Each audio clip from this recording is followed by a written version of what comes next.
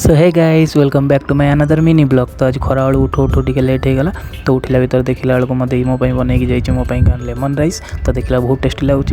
तो आम फटाफट जावा गाधे पलि आसवा।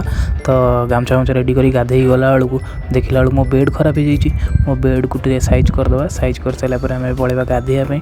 तो कारण बहुत डैंड्रफ हो मुंडा सफा करदे। यदि डैंड्रफ आपंकर रोचे तो गोटे दिन यूज करेंगे से केटीसी हेयर शैम्पू ताको लगे 3 दिन 4 दिन तार रिजल्ट देखिए बहुत डैंड्रफ किसी भी रही सब पलैब।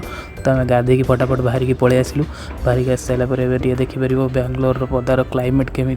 तो मस्त देखा ठंडा भी लगुच। तो आम फटाफट जावा मन पड़ा लेमन राइस खावा सहित कचुम्बर भी बनवा दरकार ना नहीं।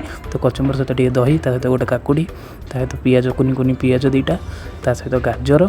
तो गाजर मन नाला तो ये मन पड़ा तो ये काटिदेवा गाजर। गाजर देखला फ्रिज गोटे पीस ही अच्छी। तो जाओ भल है गाजर गोटे पीस अच्छी। तो देखला सब सामग्री रेडी। तो फटाफट कुनि कुनि कर पीस कर गाजर काटिदेवा काकुड़ी काटिदेवा।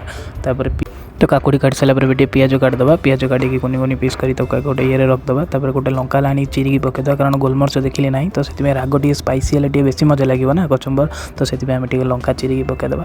लंका चिरिकी पकई सारापर सब जिन रेडी सहित दही रेटा पकईदेवा।